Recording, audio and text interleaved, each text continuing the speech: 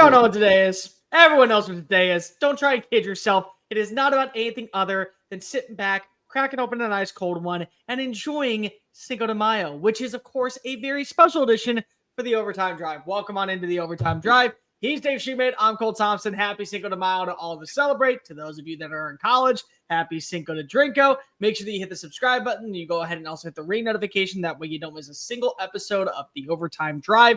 Make sure that also you download the podcast version of the show wherever you get your podcast listening systems. That way you can kick back, relax, prop up your feet. Make sure that you have another cold drink on us right here at SEC Unfiltered. And while you're doing that, why not make sure that you're following us on all the socials, TikTok, Facebook, Instagram, Twitter at SEC Unfiltered.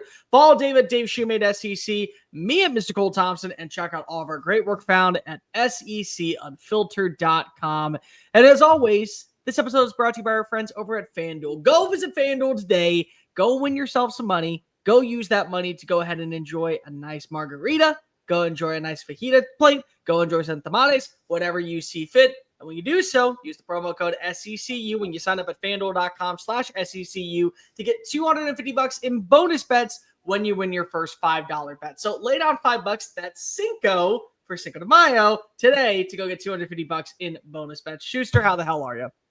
Bear. I was messing with Cole, folks. I know I'm kidding all aside because he gets stuck in probably the worst traffic in the United States. It's the single worst traffic in America, and I stand behind it. But I was telling Cole would lose if he played for the New York Giants back when Tom Coughlin was coaching. Whatever salary the Giants decided to pay Cole Thompson, it would all be going to the piggy bank in Tom Coughlin's meeting room because Bear would be giving that money up daily late to team meetings. I mean, he was a five if you're late if you're not 5 minutes early guy.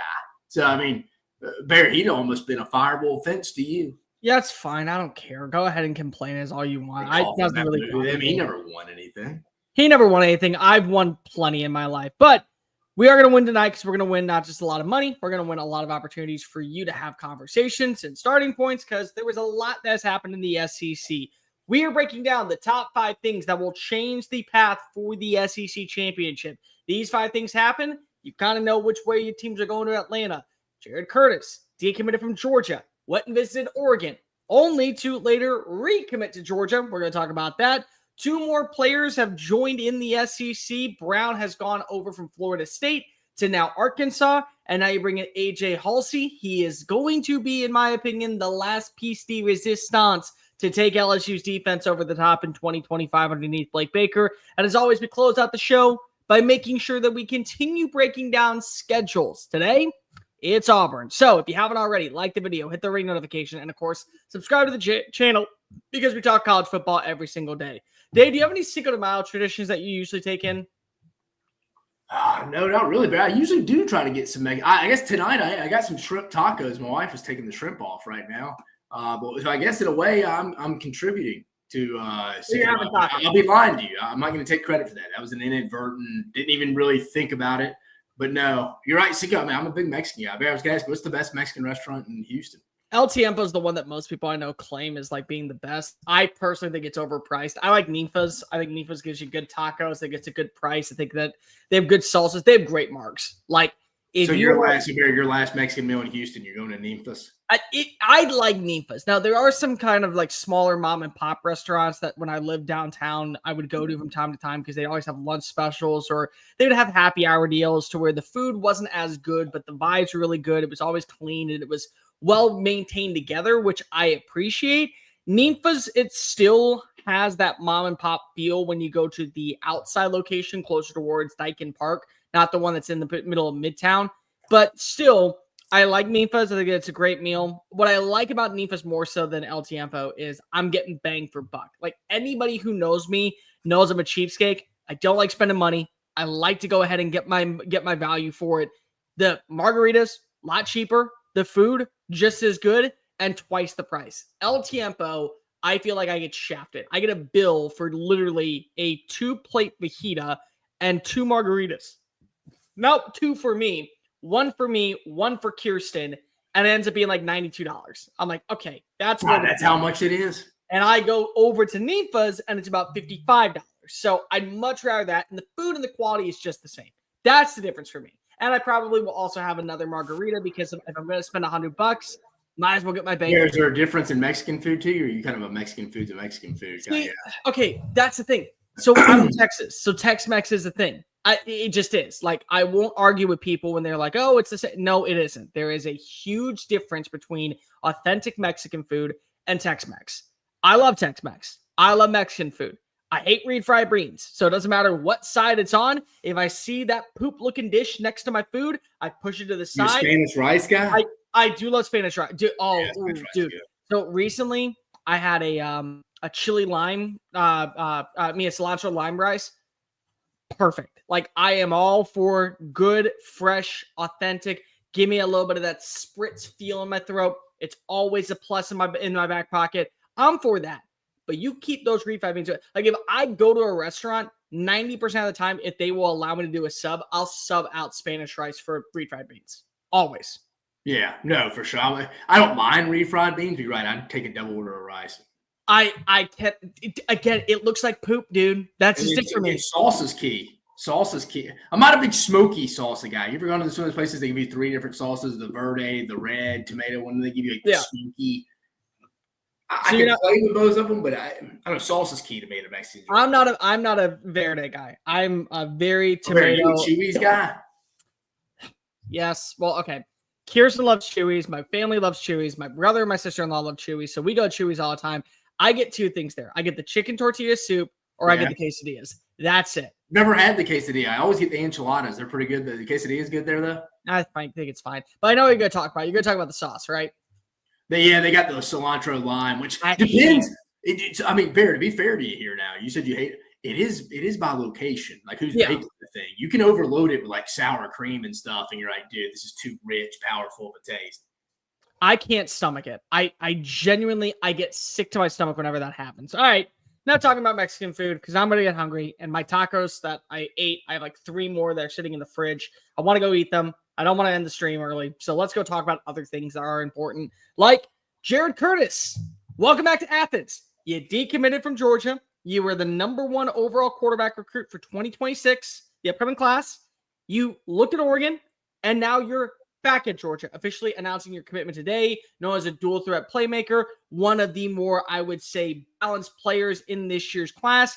Dave, this is the first time that the #1 quarterback recruit in the country has committed to Georgia since Matthew Stafford when he was coming out of Dallas, Texas. There is a lot to like about what the 5-star brings. When you look at him and you look at what his overall potential is, how big is this for Georgia going into the long-term future with Kirby Smart at the helm, especially now that we are hearing people say Texas is about ready to run the show in the SEC? No, I mean, I think this is what you call an all-league fringe kind of rare guy. Again, I don't know the kid, can't say rare, but definitely the intangibles all leagues at the size, got the elite arm strength, can throw from different throwing angles and arm slots.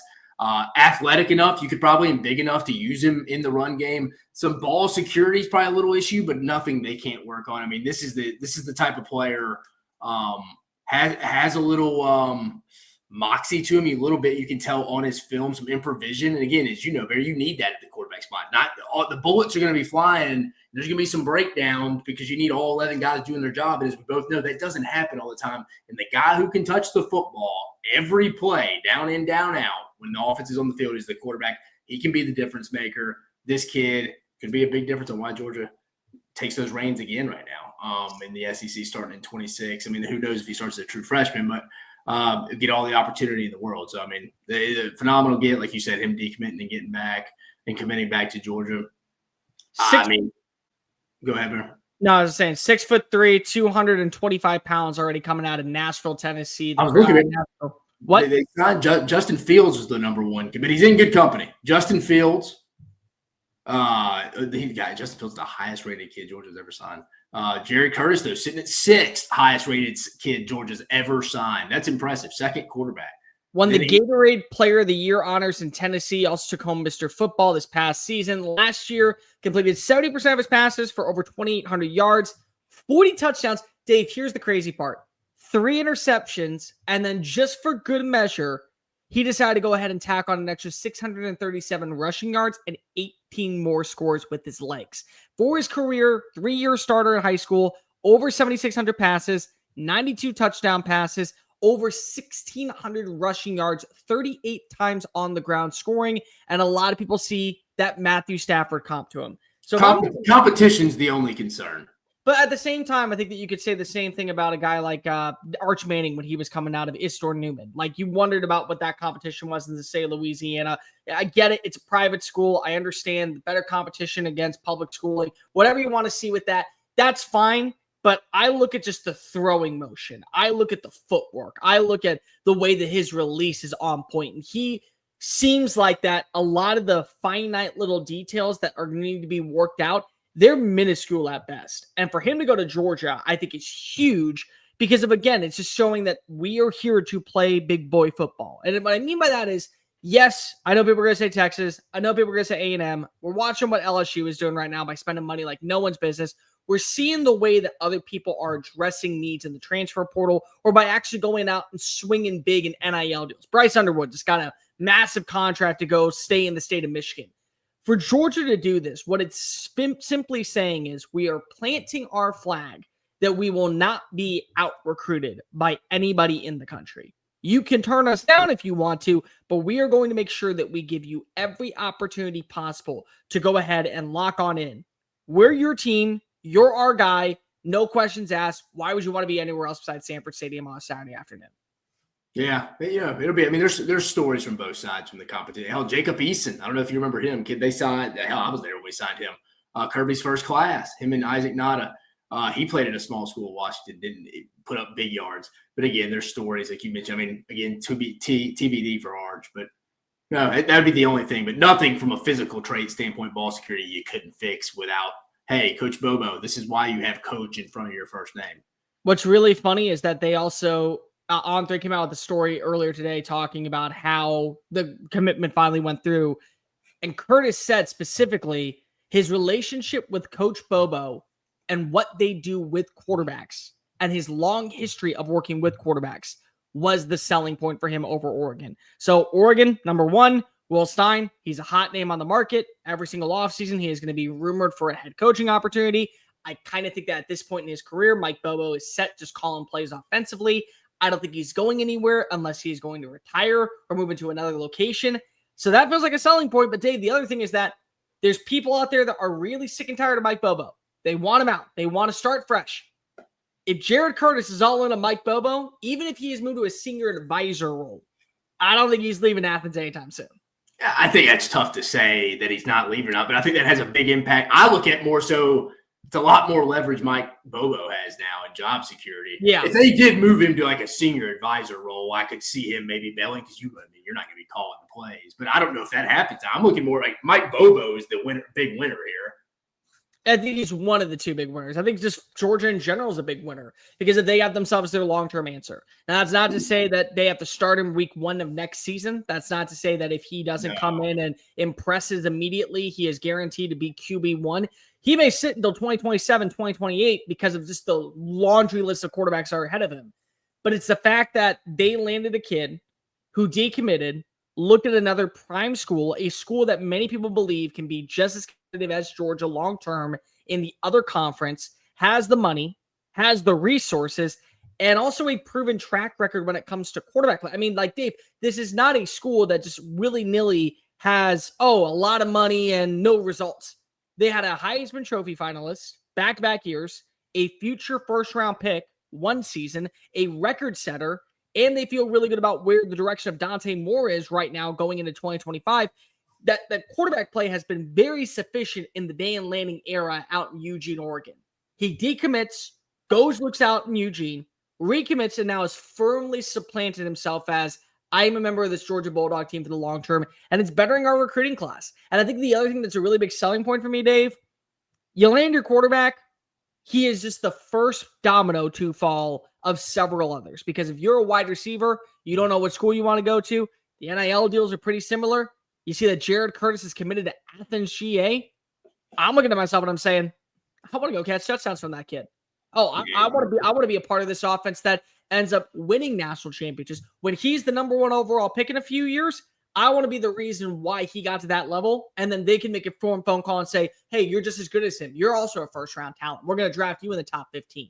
that it just feels like this is the last piece and the first domino to kind of formalize what Georgia's overall recruiting class is going to be this upcoming fall, to where there is a legit shot where they end up having not only the number one class, but it begins the trend of, hey, still SEC, we're still the Kings. I'm Kirby Smart. I'm always going to own the SEC until further notice. Yeah, I've never doubted them in recruiting. That was never a concern. Like, review, hit subscribe. Make sure that you're following us on all the social channels. Let's go break down the 5 major things that will change the direction of the SEC for the championship. So what does this exactly mean?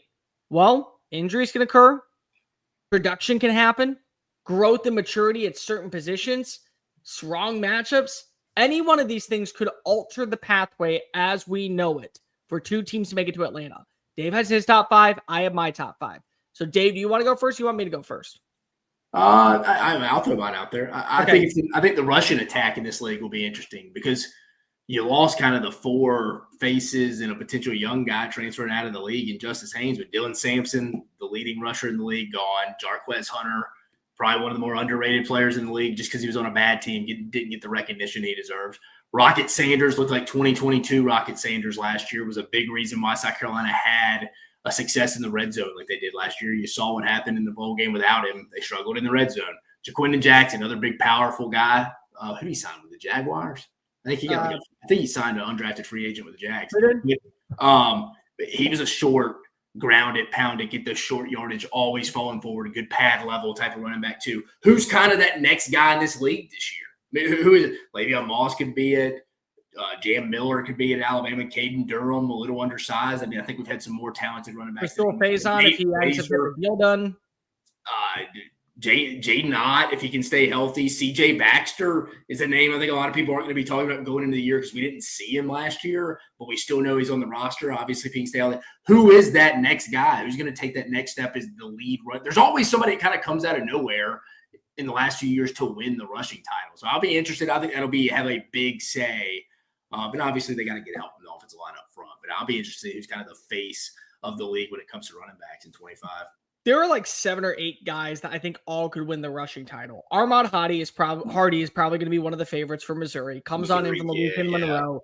Absolutely phenomenal last season for the Warhawks. You throw in Jaden Ott. His main thing is just being healthy. Like, in my opinion, from a skill set standpoint, he may end up being the best running back. I even had, going back to why I said offensive line, I had Fluff Bothwell on my list, but again, I've heard Mississippi State's offensive line is so bad that I'm like, it's not really going to be him. But at the same time, he may end up having so many highlight plays in the open field when he gets his opportunity. Bear, you're a little more optimistic. I'm optimistic because I like Fluff Bothwell, and I think. But he has to have no running backs good if you don't have anybody blocking free. And that's where my point. Again, that's not a bashing you, so you don't have to stick up for Fluff Bothwell. I had him on my initial list. Yeah, kind of like there's a little more to it. Le'Veon Moss, I think, could be that guy. Absolutely, with 4 starting offensive linemen returning for Texas A&M. I think Jaden Baugh, we need to talk about a lot more. Just so there's usually a freshman it steps up. And what's an easy position to transition to. And what's so interesting is that the way that he closed out last year and he was starting to take over games, he doesn't have to worry about Montreal Johnson anymore. And I think that when you look at Jacoby, who's going to be sitting behind him, that's a number 2. Like, he knows his role. I am the number 2 back. I am not going to be able to take over for what Jaden Baugh is. And we don't know what DJ Lagway is going to be, so he ended up maybe being the right guy. And if he ends up being the right guy and you get a healthy DJ Lagway in the passing attack, good luck. CJ Baxter fully healthy at this point is going to be really promising. Again, Bothwell, I think, is going to be a really good talent. I understand where you come from with the offensive line. What about South Carolina with Rasul Faison? They're dealing with the NCAA eligibility thing right now. They're waiting for the waiver to clear. What about Caden Durham? Again, that is a talented player who ends up actually, I think, being better than advertised in terms of production. We didn't see it last year. Yeah, I said Caden Durham. I'm just saying names in general. Like, you didn't mention it. Like I think that when you look at the entire league, Jam Miller could be in that because who they have up if they're off, they can figure out the left guard spot.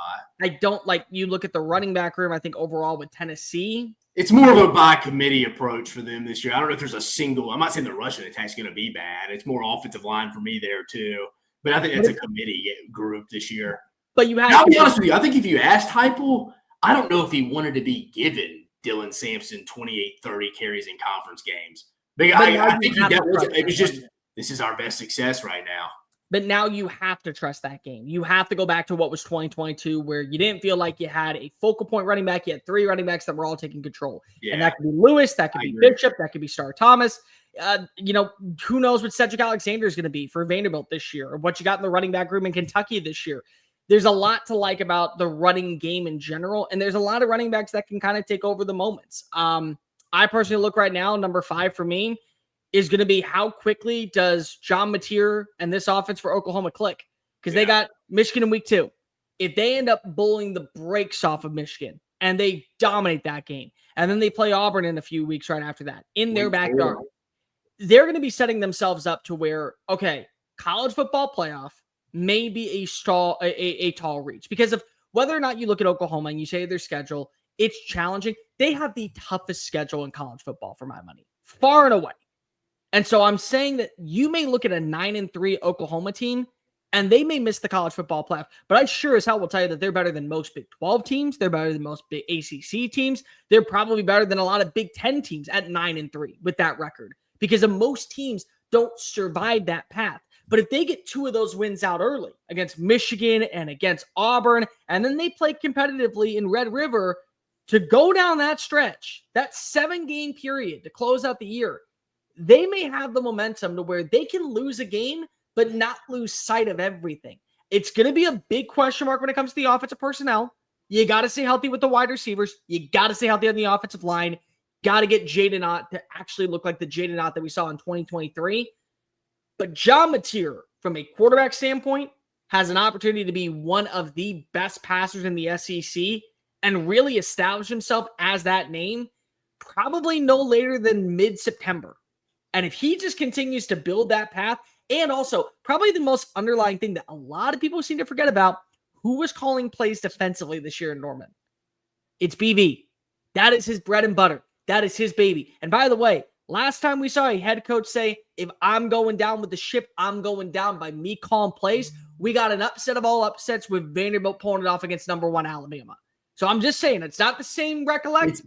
It's always funny to me, Bear, how the coaches, until they're like at their seat gets fucking dropping that, so it gets freaking steaming, they don't start doing what they do best. Like, that's where a lot of these head coaches struggle to ultimately be their best selves if they want to be this thing that it's not them. It's like Brent Venables, your bread is butter on the defense side of the football. Gus Malzahn would go back and forth calling plays. You mentioned Clark Lee. It's like, dude, you're a defensive guy, man. You should have been doing this 2 years earlier. It is funny, these guys told her it's a hot seat year. It's kind of like, I'll just take over the reins here. It's like, well, dude, you should have done that 2 years ago. It's just always funny. No, but you're right, Bear. Oklahoma, again, I thought they were last year because, again, the schedule, they play so many – we'll talk about it in a bit, but, like, they have a hard schedule and they have a lot of contenders on their schedule. So you're right. I'm with you. Oklahoma's going to have a big say who's in Atlanta and who wins the league. Next for me, Bear, I'm going to go who's the biggest newcomer impact player in the league this year? So transfer or newcomer? Newcomer, it could be anybody. There's going to be somebody we're not talking about. John Mateer is obviously the first one that comes to mind. Nick Anderson at LSU, Isaiah Horton, Alabama. You know how much I like him. Elo Madozi, the backer they just signed from Army. It's at Georgia now. I mean, you're a little higher on the kid than I am, but let's be honest. He's going to have a say. Joey Aguilar. I'm not ready to say they're going to go win 10 games with him, but I think he's going to have a say, good or bad, of how good they potentially are. I'm interested to see how Patrick Payton transitions to Baton Rouge, LSU, with Blake Baker in his second year at Baton Rouge coming over from Florida State. He's kind of a twitched-up guy. When offensive lines are not as good as they used to be, this guy could have a big year for him. I mean, Eric Singleton from Georgia Tech, who transferred to Auburn, could be a big-time guy for us. No really offensive lineman I was real jacked about. Maybe the Kutas kid that went to Ole Miss could be okay. But Zachariah Branch, who's at Georgia now, who are kind of those guys, the young buck at Florida, the freshman Dallas. Dallas Wilson. Yeah, Dallas Wilson could be in that. There's going to be somebody, and I think they'll have a big say in who wins this league race, who's certainly competing for a game to go play in Atlanta come December. I'm going to go a little bit closer to you, but also a bit different, which is the freshman that goes and breaks out. Because of last year, it was Ryan Williams. Cam Coleman had his big-time moments. There was a couple of big-time plays you saw from other people. Who's going to be that freshman? And for me, I do lean Dallas Wilson. I think that absolutely he is going to be a day one contributor, because when you're 6'3" and you run those type of routes and you're that physical at the line of scrimmage and you look so complete as a playmaker and you're just scratching the surface and you need a big-time shot downfield, absolutely, I am taking it 10 times out of 10. It may be, though, Travis Smith at Tennessee. Again, there is not an established number one receiver right now in Knoxville. There are a bunch of guys that want to be that next playmaker. There are a bunch of guys that think that they can be that next playmaker. Everyone that I have spoken to in Knoxville and everything that you have heard coming out of camp is that Travis Smith will have a role in this offense.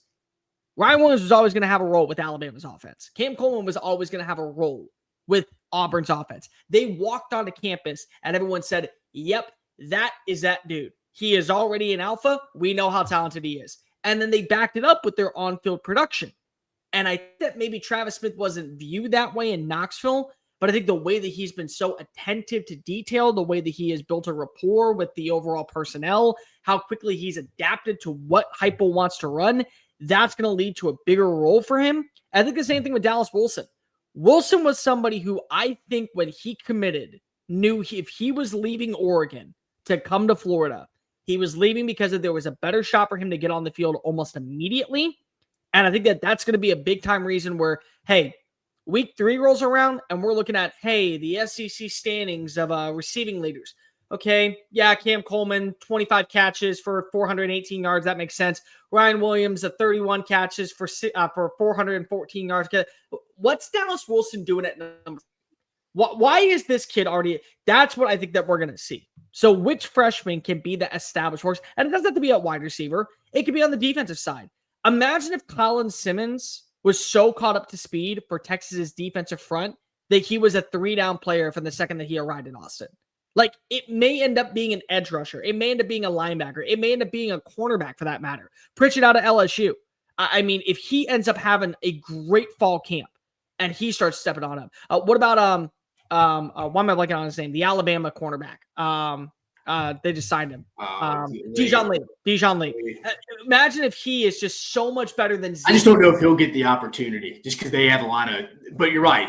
Somebody goes down, he could get it out. He could get. But again, imagine if he's just so much better than everybody else in camp. They're like, we can't sit him, and then it's week 7, and you're playing against Mizzou, and you get a pick 6 against Bo Pabula that seals a win. That's what I'm talking about. Which is going to be that freshman that by the season's end we are bringing up in conversation as future All-American, face the SEC for the next few years, establish enforcer for their franchise. I'm going to be short on this one just because you hit them and I don't want to double take on Oklahoma. I think my third one, just at Oklahoma in general, just you already went through it. I'm not going to be long-winded and I'll double dip on that. But they play 3 out of the 4 contenders. I think there's 4 SEC title contenders in the league this year. That's it. Alabama, Georgia, LSU, Texas, who can actually go win this league. I'm not there. I'm out of Tennessee with you, Bear, that one. But, like, Oklahoma is going to have a big say on those 4 teams because they play 3. They play Bama, they play LSU, and they play Texas. They don't play Georgia. Oklahoma, again, I thought they were a team is going to have a say. They did have a say in the college football playoff last year. They eliminated Alabama. Like, I mean, they played so many of the contenders. They play Ole Miss again this year. Like, they played so many contenders that they're going to have a say, and they're a talented enough roster where they can get you on a given day. There's no way they can have the injury bug they had last year. They can't have that knock on wood for them back-to-back years. So I think they're inevitably going to be better. And I think they play all 4 of the top 4 teams in the league, and they're inevitably due to get one of them. Number 3 for me is how quickly can all of these transfers for Georgia mesh? And the reason I say that is because I'm going to be really abundantly straightforward with this, and I hate to be the bearer of bad news. Carson Beck was a problem. Carson Beck had far too many turnovers. He was inconsistent at best. From a talent standpoint, Carson Beck is better than Gunnar Stockton. He is now off the Coral Gables for Florida. You do not have the same type of quarterback in your backfield that you had in 2023 and 2024.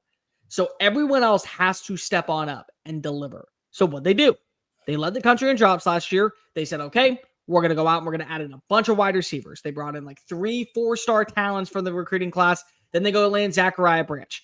Zachariah Branch in a system that I think is more formatted for him and says, hey, we're not going to make you this gadget player. You're just going to be a simple Z receiver. Cool. Do this really well. That's going to do wonders for Gunnar Stockton. Noah Thomas, 6'6", red zone nightmare. Can he build that consistency inside the 15 to where he is winning his one-on-one battles and it is an easy 6 points? They landed Josh McCray, the running back out of Illinois. He was going to be the number 2 running back for Illinois. He's probably going to be the number 2 running back behind Nate Frazier in this offense. Can he be an effective change of pace player to take pressure off of a guy in Gunnar Stockton? What about Ella Mosier? Phenomenal pass rusher. I personally compare him a lot to Trey Moore. Trey Moore, there was a specific role for him at Texas last year. Get in the backfield.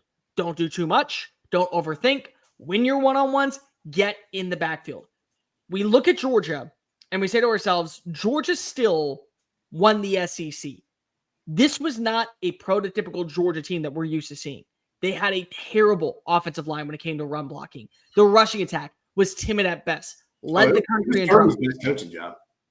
They were terrible at times against the run defense. They were hit and miss in open field tackling. They allowed far too many teams to hang around that from a talent perspective, they were nowhere near in the same spricking order of what we know when it comes to Georgia's talent.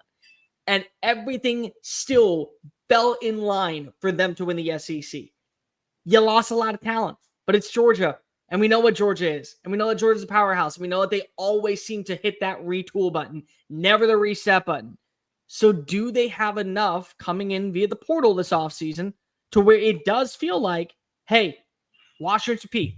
We may not have as talented as a quarterback with Gunnar Stockton, but he's consistent. He's able to deliver strikes. He's putting the ball out of harm's way. He's connecting with his receivers. Easy 6 points. Hey, our defense is getting a third down stop, getting the ball back to our offense. We have an opportunity to score and put this game out of reach. If Georgia does that, Georgia, once again, in my opinion, is right back in Atlanta for a shot at the college football playoff and an SEC title. Oh, if they're good on defense, yeah. I wouldn't even say if they're they got to be good. They can't be average. I think there's too many holes on that team. To your point, this is the most they brought in transfer portal ever since Kirby's been there, or ever. I mean, because since he's been there since when the portal happened. But no, I mean, I don't think they can just be below average to average and get back to Atlanta defensively. All right, what do you got, number 2? I'm going to go number 2. I go back and forth. Which one do I want to go? Number 1, number 2. I'm going to go what's the defensive drop-off for these 3 teams? There's going to be a drop-off, Georgia, Tennessee, and Texas inevitably. They can't be as good as they were last year, but all 3 defenses. To my point, I was talking about Georgia a minute ago with our defense. What's the fall-off, though? And who has the biggest fall-off? And does anyone maybe potentially stay just on par? But I don't think so. That's nobody's fault. It's just the way the sport is now. It's hard to develop people and keep them in the program. That would be my next one is, out of those 3 defenses, Tennessee, Georgia, and Texas, who falls off the most? Because I think 2 out of those 3 are title contenders, and I think one of them could be spoiler Tennessee because they do get 2 of the 4 title contenders on their schedule this year. Number 2 for me, Brian Kelly. If not now, when? If not now, when? Because it's very similar to how Are you off the Brian Kelly bandwagon now? No, but this is the last year I can defend him. This to me is the last year where 9-3, you're done with him. It's going to be really hard because here's the thing. It's very similar to my Penn State argument right now. Penn State is so well equipped to win the Big Ten this year. And we talked about this on Thursday. I said that if you ask me right now, who is the biggest threat in the Big Ten to defeat the SEC, it'd be Penn State because of what they're returning on the defensive line, what they're returning in the secondary, how much they have consistently on the offensive personnel. They got better at wide receiver with Ross, with Lane, with bringing in Trevor Pena from Syracuse. They still have the best 1-2 combination in the backfield when it comes to the running game. And so they had all of it together, and then they put more money and invested in, let's go get this defensive coordinator that was fresh off of winning a national title and say, screw you, Ohio State. We'll pay just as much as you and do basically what you did last year, paying to retain as much talent as we can to go on this prove-it-all run of 2025. And what did LSU do? In the first 2 years, they had an offense that was good enough to get you to 10 wins, a college football playoff appearance if you just won the SEC, but you weren't able to beat Georgia, and that's fine. You probably weren't supposed to. Well, but they got eliminated the week before, didn't they? They did because if they would have won the SEC, there would have still been that conversation. Do we put the SEC with 3 losses? Yeah. It would have been really weird, but I think that they could have. But still, look, the following year they had an offense that was good enough to win a national title and a defense that kept them out of the college football playoff altogether. You beat Nick Saban with not even your best roster.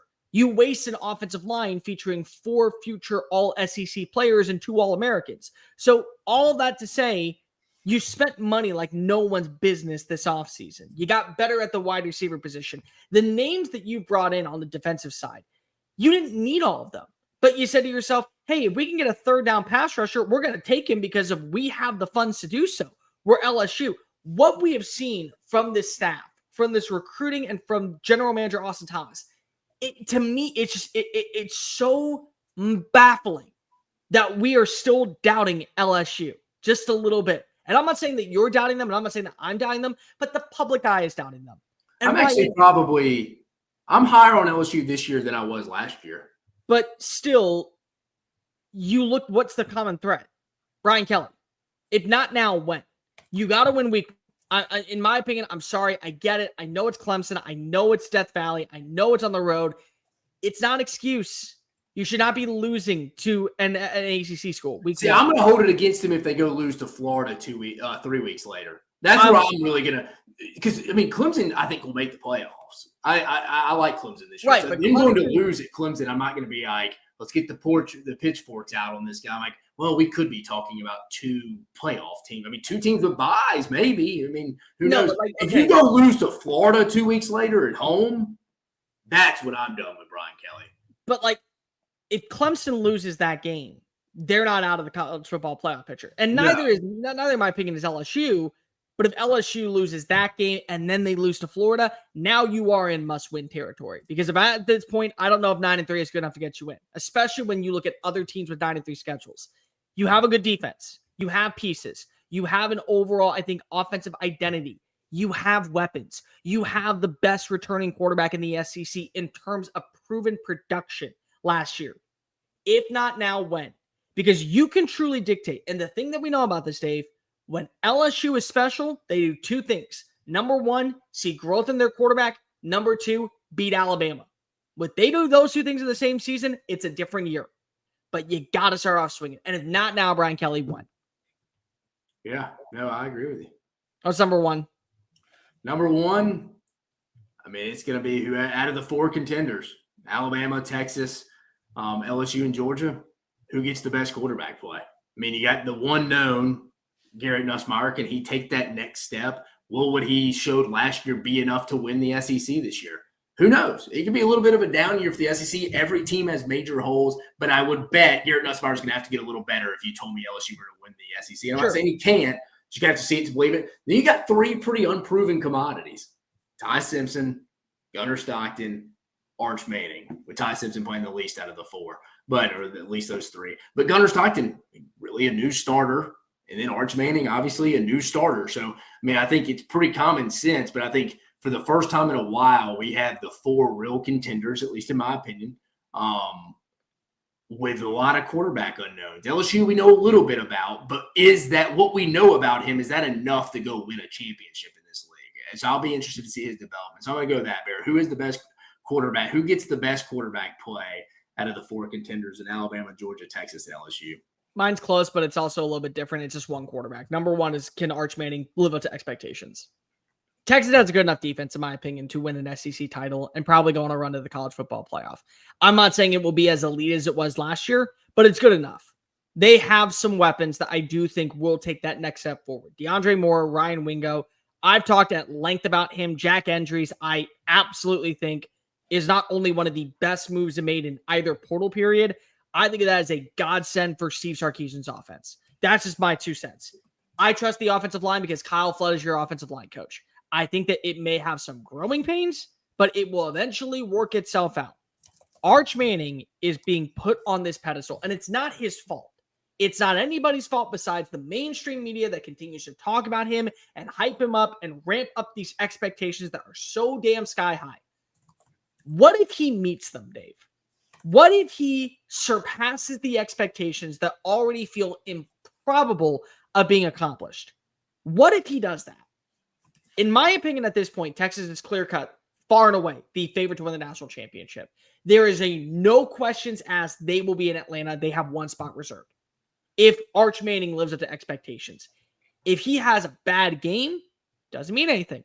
If he has a bad drive, doesn't mean anything.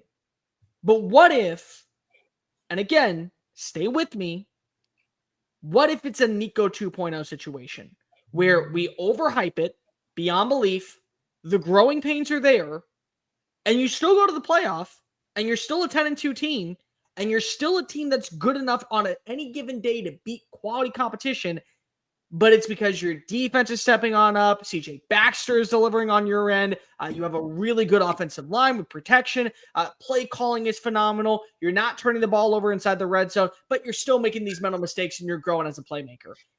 And that comes on Arch, just like it came on Nico last year. I said last season, be cautiously optimistic when it comes to the progression of Nico. Let's not put the wagon before the horse. Well, the wagon is it is miles ahead of the Arch Manning horse, and it is playing catch up at this point because of fans and other people said Arch, best quarterback to ever come through Texas with 95 reps under his belt. If he meets those expectations, Dave, they are guaranteed to go to Atlanta, in my opinion. If he doesn't, it changes the way that we view the SEC with the competitors because of that gives Florida an opportunity to get an upset win. That gives Oklahoma an opportunity to get an upset win. That gives multiple teams that we're talking about keeping things interesting. The Vanderbilt game could be really interesting. You maybe throw in the Kentucky game on the road. What's that going to be like? Ohio State week 1. Not saying that they're going to lose those games, but it's interesting now. If Arch is as advertised, it's not interesting. It's boring and it's a clear shot. It's like when Alabama would just run through the lower tier teams underneath Nick Saban. Just, yep, we're up 35-0 going into the final 13 minutes of the third quarter. Backups go in there and play cleanup duty. Like that could be the case if you have that version of Arch Manning. Yeah, I mean, yeah, I agree. If we get what you think you're going to get at Arch Manning or even exceed that, yeah, I mean, I would give Texas getting one of those 2 slots for sure. You'd feel good about that at least. Okay, so what were your 5 again?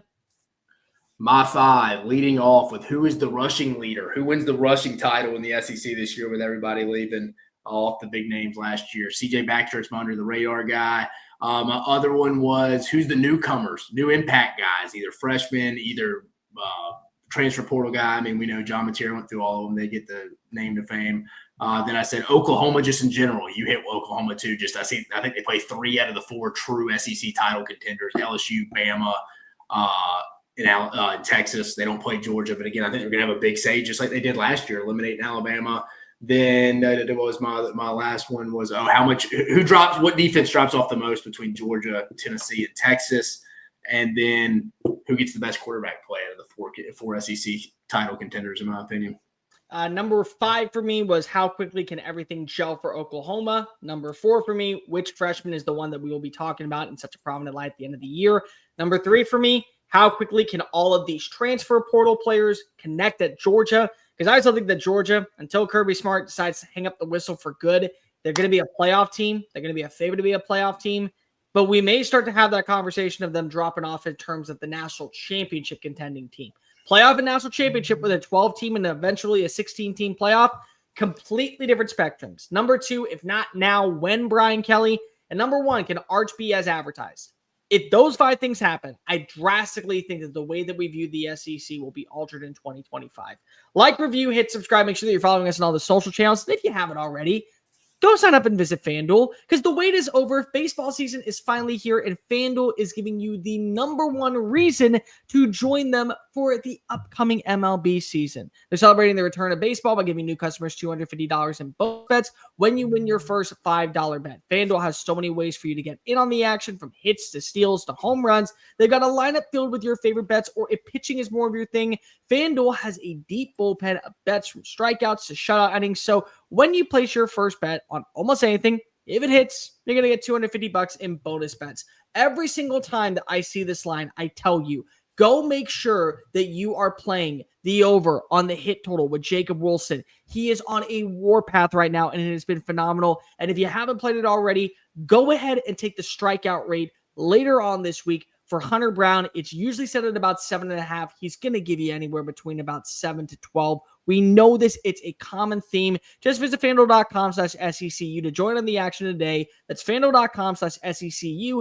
Make every moment count with FanDuel, the official sponsor of Major League Baseball. Disclaimer: must be 21 and present in select states or 18 and present in D.C. First online world wager money only. $5 first deposit is required. Bonus issued withdrawable with non-withdrawable bonus bets, which expires 7 days after receipt. Restrictions apply.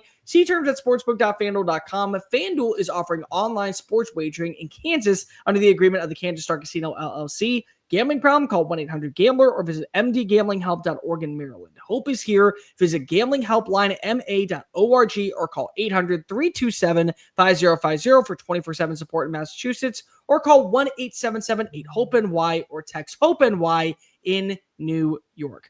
Dave, let's talk about some transfer portal additions. Spring transfer portal window is closed, so nobody is leaving their program at this point. But there are some names that are joining programs. And in my opinion, one of the biggest names joined a program late last night. Houston safety A.J. Haulcy is not headed to Coral Gables, Miami. He is not headed to North Carolina. He is not headed to Georgia or to Alabama or to any other school in the SEC other than Tiger Stadium, Baton Rouge, Louisiana. He is going to be the final piece for Brian Kelly's defense in 2025. They hosted him over this past weekend. Tigers were able to get the deal done. According to Haulcy, the deal is a very overall solid NIL collective for 1 year of roster control. Last season, first team All Big 12 honors, registering 5 interceptions, 13 pass breakups, 74 tackles. His 74 tackles ranked second on the Cougars roster, and it also ranked 179th of all portal players. For his career, 2,000 snaps, 266 tackles, 7 career interceptions, 29 pass breakups. And he also has been a proven track record when it comes to starting. Whether it be at New Mexico or Houston, he has been a game changer in the back end of a secondary. Yeah, no, I think it's as good as a spring pickup as you can get, especially the secondary, who's not been great over the last few years. But you got a guy that's got proven production. I talked to some LSU folks today. Competitive, his football character, high IQ guys, what separates it. The thing, not a fast guy, not a real twitched.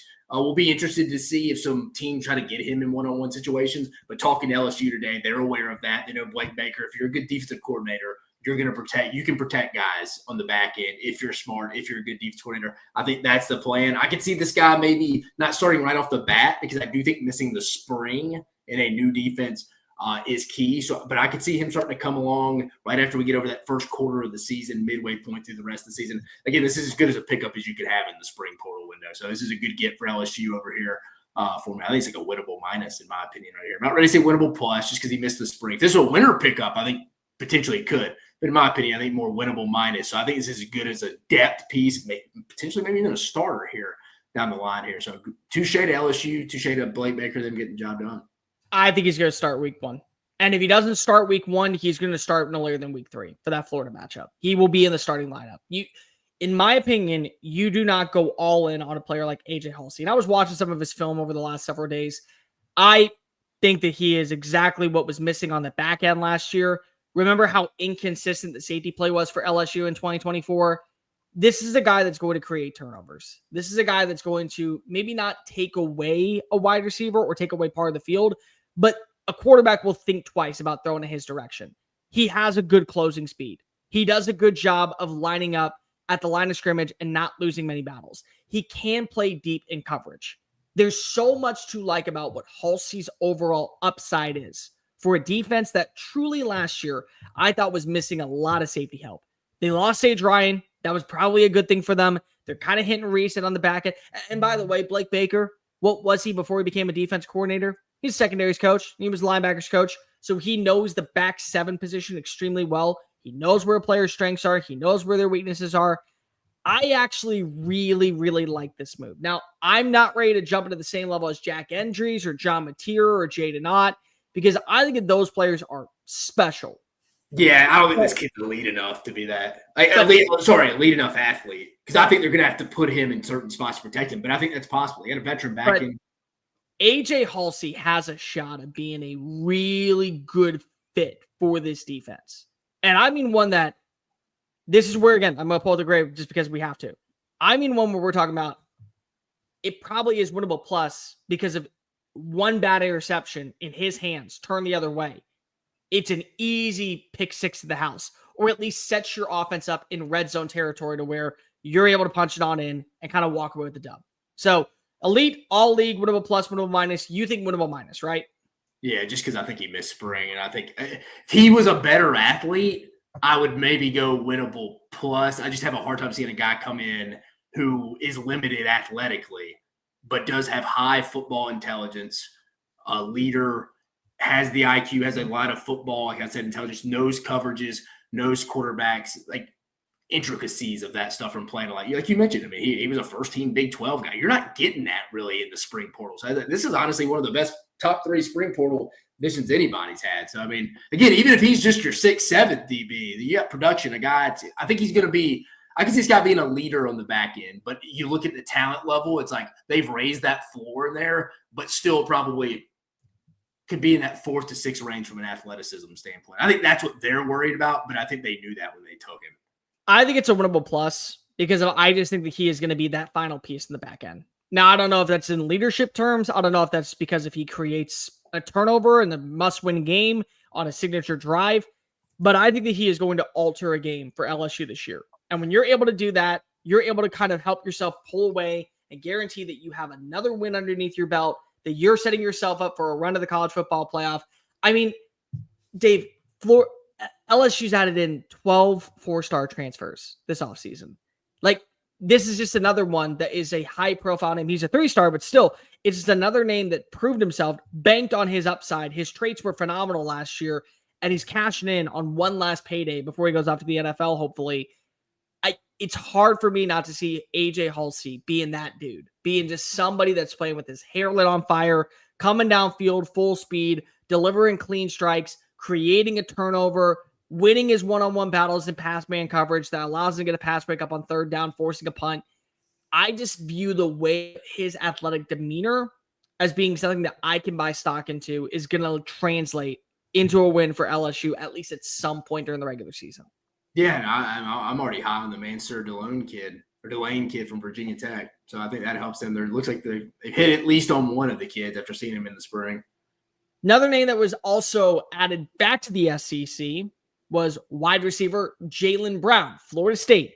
Spent one season with the Seminoles before beginning his career in 2023 at LSU. 6'1", started 2 games last season, 8 catches, 75 yards, was a kickoff return man. When he played at LSU, he only had 3 games, didn't really do much. Coming out of high school in Gulliver Prep, Miami, 4-star prospect, number 79 player in the recruiting class of 2023, number 13 wide receiver.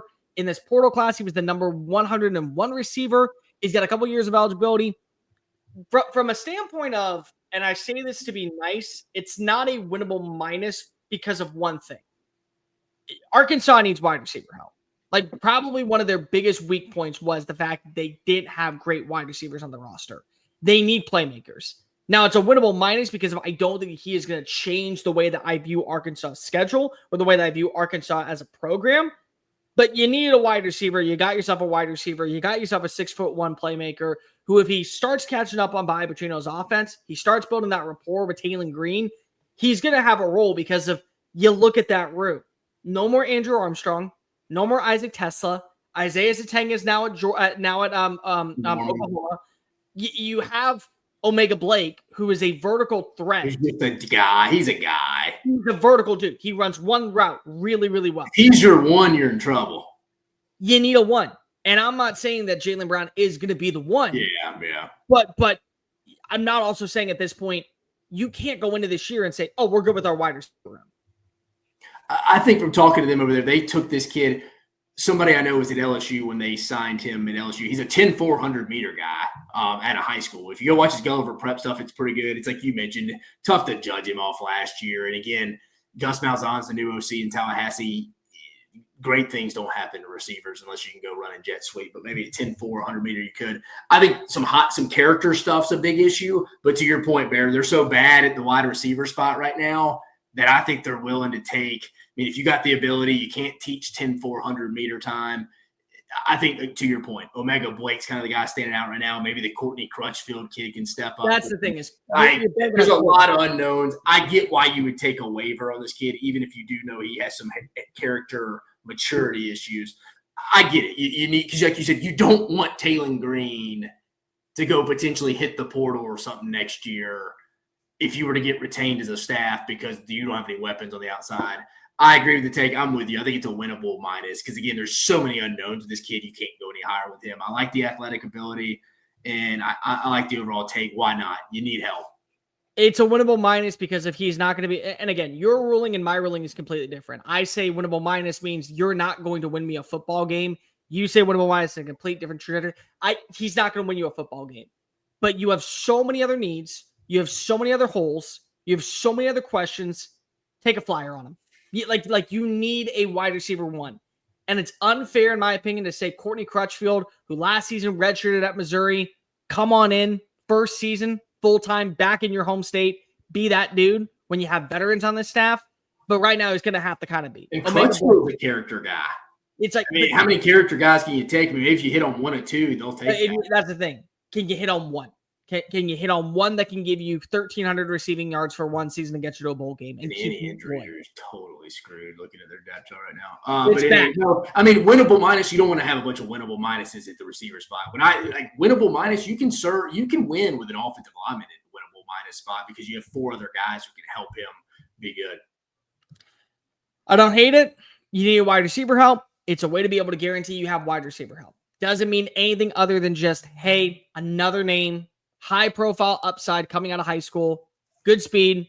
Guess what? Taylor Green, you know how to uncork it. Here's another dude 20 yards down the field. Just connect with him. Be a little bit more accurate. Let him win off the line of scrimmage. Problem solved. That, in my opinion, is a win right itself.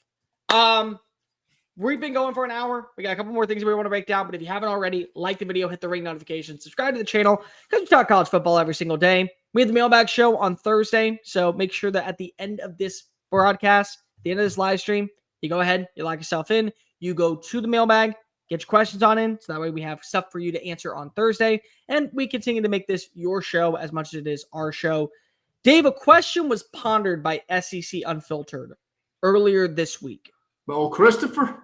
I think it was Chris who was the one that posted. Who is the most underrated team / not being talked enough about team following spring practice heading into the 2025 college football season?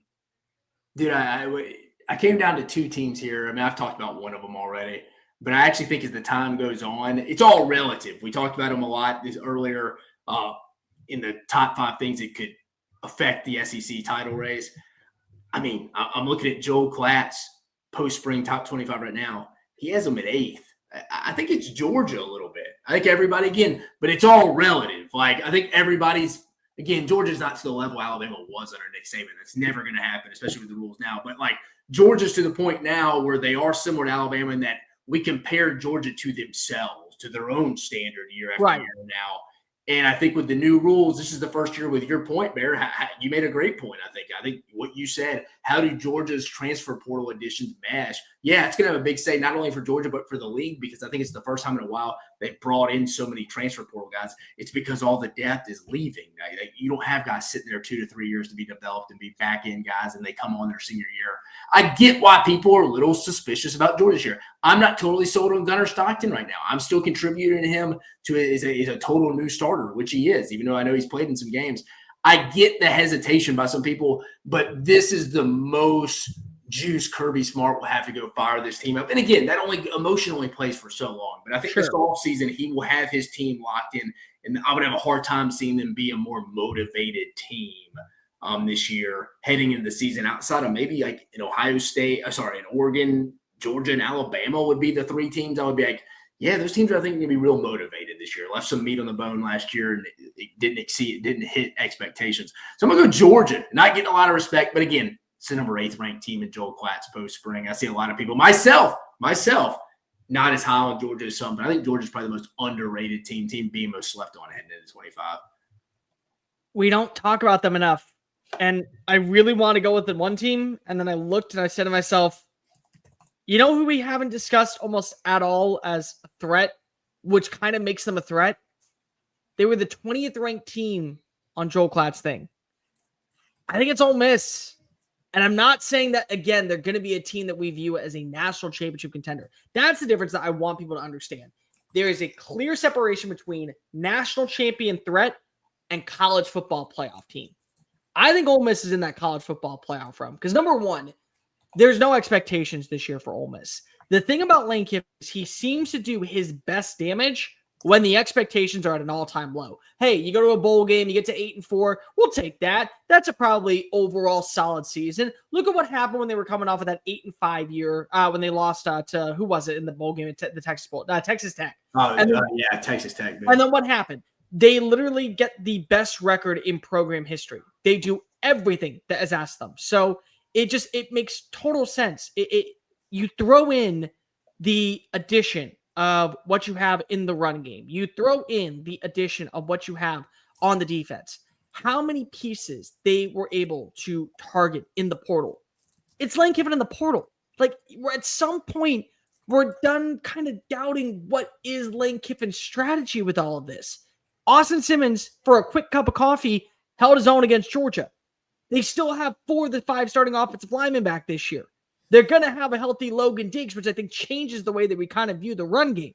They have wide receivers. And then you look at their schedule. Dave, just like we talk about with Oklahoma, just like we talk about with South Carolina, just like we talk about with Florida, they can lose to LSU and Georgia, run the table against everybody else, and they'll go 10-2. And 10-2 is not missing the playoff in the SEC. It's not. You can beat South Carolina. You may beat Oklahoma. Heck, you might beat LSU, lose to South Carolina, lose to Oklahoma, and beat Georgia, but you're still 10-2. There's just so much that when I look at Ole Miss, it feels fitting that in a year where, hey, 8-4, 9-3, that's normal for a Lane Kiffin squad. He overexceeds the expectations. He ends up absolutely crushing it with his coaching decisions, and they go on a run to the college football playoff. Their schedule is so manageable outside of 4 games. And in those 4, you got to go 500. That's all you have to do. And if you win every other game, you're going to the playoff. That LSU game on, what is it, the 27th of April, last game of September, that's key. That's a key one. I'm not high on Kentucky this year. I think they get revenge on that. You know how I feel about Arkansas, Bear. And I think, Bear, you can make an argument. Maybe Tulane could be the toughest of the first 4 games. Maybe Tulane will be the toughest game that they play. Their first 4, in my opinion. That LSU game will be a good one. It's very hard for me not to see Ole Miss in a year where we're not saying anything about them. We're not. Nobody is talking about them doing anything this year. They end up doing better than what they were supposed to. Like a year where they spend money in the portal. Because the other thing that's really important, Dave, they didn't lose any of the coordinators.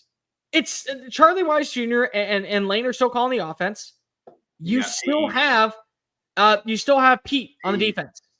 So it's like you still had a great secondary. It got better. You have a defensive line that lost a lot of talent. It regrouped. You don't have to be the number 2 run defense in the country to still be good enough to hold your own and make the college football playoff.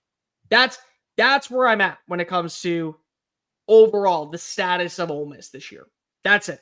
I'm not saying that they're a national championship contender like I thought they were last year. Because I've been on record, and I'll die on this take. You put Ole Miss in the playoff, they don't lose to LSU. They don't lose to Florida. They're the team that's going on a very deep run, in my opinion. Hold on, I'm asking you. You said you think Ole Miss's secondary is going to be better this year? Than what it was last year? I don't think it's going to be worse. They were pretty good in the second. They lost everybody. They were pretty good in the secondary. They were 57. That's the biggest hole this year. They could barely fill it. I think their front seven's a bigger hole right now, just because of what you're losing in terms of the run defense. Dude, I think it's that. I mean, Trey Amos was one of the better DBs in the league, and then John Saunders was all over the place. I don't think they have that this year. Hell, LSU sent Sage Ryan packing. Yeah. Again, maybe, but again, okay, but no, I was just making sure you said. I was like, did you say you thought you'd be better? Maybe. I was just it's a Lane Kiffin thing. Hey, dude sucked at one school. Watch me turn him into a quality player at another. Secondary. What? Said Lane ain't gonna be touching the secondary. I'm just saying in general, it's the Lane Kiffin effect. No, I mean I think Pete Golden will get the most out of the group. I just don't think the secondary will be as good as it was last year. You go 500 between Oklahoma, South Carolina / Florida, Georgia, and LSU. Or 3-2 in that stretch. You're in the college football playoff if you went out. And it's possible. It is. I'm not saying it's going to happen, but I think that we have to at least have that conversation now. Or at least begin to have that conversation, personally.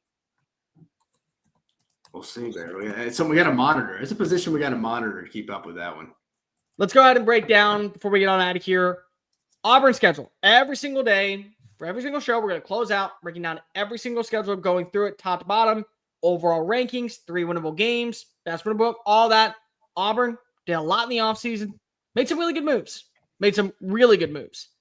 Open up the year on Friday night at McLean Stadium in Waco, Texas against Baylor. A very sneaky Baylor team in the Big 12. Ball State, South Alabama, on the road against Oklahoma. Then A&M right afterwards. So back-to-back road games. First bye week. Missouri at Arkansas, Kentucky, Vanderbilt. Then a bye week. Mercer, Alabama. And then what's the game that I'm missing right below Missouri? Where are you at? It's Georgia. Yeah, so it's Georgia before the bye on October 11th. Okay. So in your opinion, when you look at the schedule, the most winnable game among SEC play? First of all, I want to give the people the network, TV network people credit. That August 30th game on Friday night of week 1 will be awesome. That's probably the best Friday night game we've had in a long time. Big impact for both Dave Aranda and the Hugh Freeze. Most winnable conference game, Bear. Let's go. I'm going to go Missouri at home. I think that's one they get this year. I'm going to do that or at Vandy, but I'm going to go Missouri just because it's at home.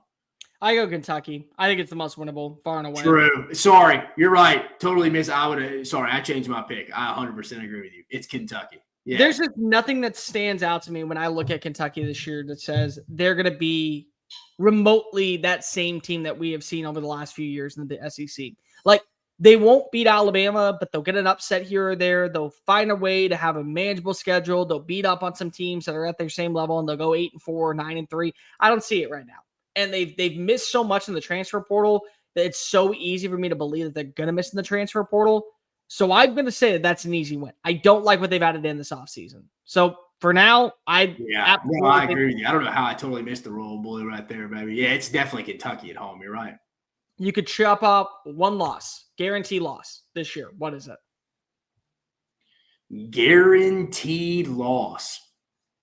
Man, I'll give Auburn the schedule's beneficial this year. It's the best personnel they've had in a while.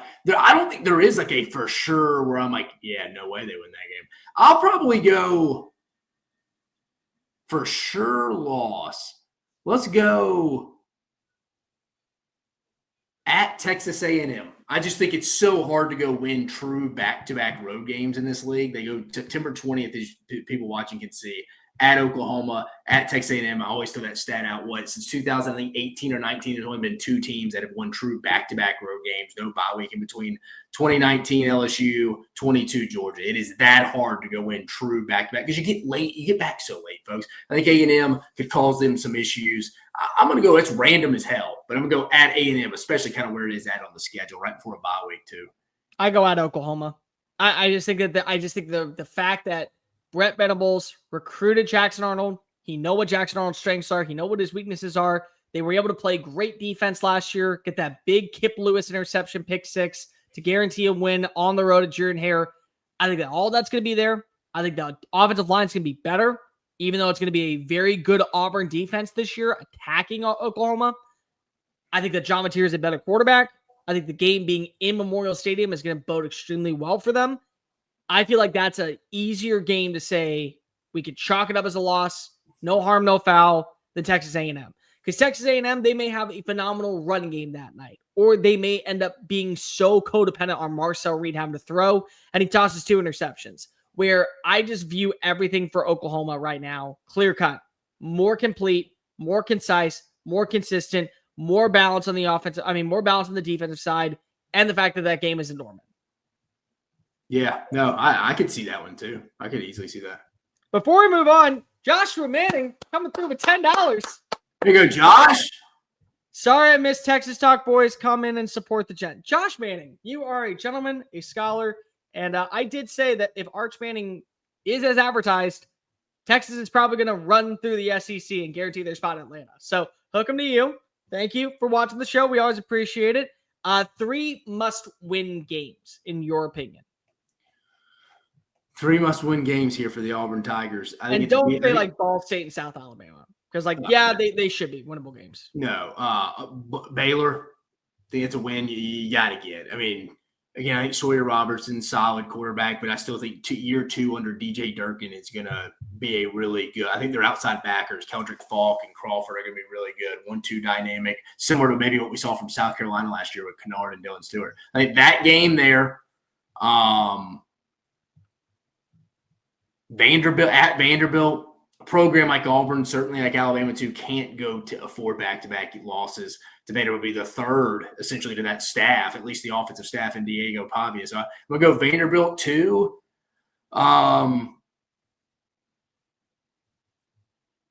Then I'm gonna go Missouri at home. I'm gonna go Missouri at home would be the other ones. Those league games, because they have so many winnable league games, dude. From October 18th to November 1st, Missouri, at Arkansas, Kentucky. Those are all very winnable games, and I would think right now they'd be favored in. I don't think they can afford to lose 1 or 2 in there. Now, that's an interesting. That's a question this year, like on their schedule, Bear, because it's not a hard schedule. So yeah, I would go those 3. I think you can make arguments for other ones too, though. Baylor, absolutely number 1. You have to start the season off on the right note. I get it. I agree with you. Sawyer Robertson's a phenomenal quarterback. Like, if he ended up leaving Waco to go to Tennessee, I think that their ceiling is about the exact same as what it was underneath Nico. Like, I'll be completely straight with you. Sawyer Robertson's a top 10 quarterback returning in college football for me this year. You think, man? But the rest of the roster, I don't think is going to be carried by him the way that you look at Auburn. Auburn can have average quarterback play, and because they have everything else really working for them, they're in a good spot. And also, I think that these are 2 middle-of-the-pack teams in their conference. Maybe you could say top half for Baylor, more so than middle of the pack for Auburn. So middle of the pack for a Big 12 team should be a bottom tier team in the SEC. So that's a win. I think you have to win against Missouri. And the reason I say that is because if you should have beat Missouri last year, you had Drew Pine in, and then at the very last second, Brady Cook on homecoming, living off of sheer Percocets and determination to go ahead and get a win in front of the hometown crowd. They pulled that one off. So you got to win that game. And then I'm going to be completely honest, Dave. They shot themselves in the foot constantly against Arkansas. Arkansas had a decent defense last year with the secondary play. 4 interceptions. How many were in the red zone? And then how many times did they get the ball back? I mean, do you remember that game? It was like 6 turnovers in a span of 7 drives. In that game, yeah. It was literally just nonstop. Here you go. Controlled the whole game. You win the game. No, you win the game. And then it was field goals. You upgrade a quarterback. You don't have, in my opinion, a quarterback that should be a turnover-prone guy, even though the numbers back it up that he is a turnover-prone guy. I do worry about the run game, but I also look at Arkansas. Arkansas was completely depleted in the transfer portal. Half their guys went to the NFL draft. Another section went to Michigan. Another section went to Ole Miss. Another section went to Texas. A couple guys went to Missouri. Like, they left. You are so much better than them. And I want to say that the Alabama and Georgia game should be on the radar simply because of both games are at Jordan Hare this year. But they're not winnable games. Like, you don't have to win them to keep your season alive. See, I think they're winnable. They're not must-win. No, let me phrase that. They're not winnable in terms of they're not must-win games. Like, Arkansas to me is a must-win game because of there's no reason why last season you should have lost to Oklahoma, lost to Arkansas, lost to Vanderbilt, but it was the turnovers. And in my opinion, when you have 4 turnover games, that to me circled on there. That matchup, that was one that you needed, and I think the Missouri one was one too. So you got to be able to get both those wins back. Yeah, I mean, Joshy Manning, he asked, does Auburn have the easiest schedule in the SEC? It's up there. Them, Tennessee are in that conversation. Ole Miss potentially, depending on how well South Carolina is and what we see from Florida, fully healthy. It's up there. Ceiling and floor. Start with ceiling. What's the ceiling for the Auburn Tigers? Ceiling, I think, is 10-2. I think floor 6-6. Ceiling for me is 10-2. Floor for me, I think, is 5-7. I could say. I mean, if in a bad year where shit hits the fan, I mean, maybe you have a coaching change. I don't know. Something like that happens. Yeah, you're right. You could just off everybody checking out, lose one you probably shouldn't. Yeah, I don't hate 5-7 being a floor either. Think about it. You lose to Baylor. You win against Ball State. You win against South Alabama. You split Texas A&M and Oklahoma. Whatever it is. But you split Texas A&M and Oklahoma. So now that's 2 losses before the bye. Then you get Georgia right after the bye. I'm not ready to chalk up Missouri or Arkansas until I see Jackson Arnold in full swing as a win. Kentucky, you should win that game. At Vanderbilt, it's at Vanderbilt and Diego Pavia. There's just some people, and this is just normal in life. It happens in every single sport that somebody just has your number. Maybe Diego Pavia just has Hugh Freeze's number. Beat him all the time when he was at New Mexico State. Beat him when he was at Vanderbilt last year. I do think that Auburn's personnel is better, though, even outside of Diego. Sure. Like, there's other factors, I think, this year that I do think. Dude, Kane Womack and DJ Durkin, those two. I mean, I saw an interview with Kane Womack. He has the score of the Vanderbilt game above his computer monitor. I'm like, dude, these will be the first time ever Bama and Auburn will be have the Vanderbilt games on the TVs in the weight room this offseason. They'll have those games circled. I don't know. I trust Womack and DJ Durkin to come up with a good – hell, it wasn't – Auburn didn't lose to Vandy last year because of Diego Pavia. Sure. So, I don't know. I like Auburn in that game this year. Still, just looking at the schedule right now, Ball State, South Alabama, pick either A&M or Oklahoma, Kentucky, Mercer. That's 5 wins. I'm not ready to promise any of the other games yet.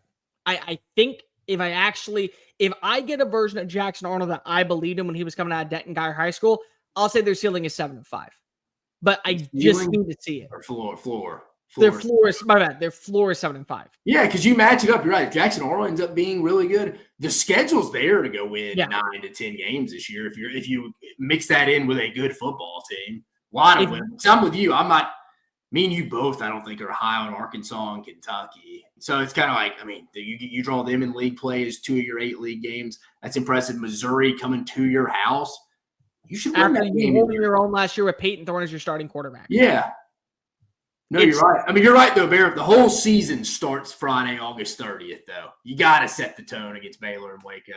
If you lose that game, I genuinely think at this point, every game that we have talked about is up in the air. I'm glad me and you were on the same page, though, Bear. Me and you both didn't even bring up the Georgia or Alabama. Those games don't really matter. Like, you got to start going to win games you're supposed to win because the roster is definitely – you've raised the floor of this roster. It's time to go get those wins against teams that are better than and worry about Georgia, Alabama. I know they're both at home this year. They could certainly get one.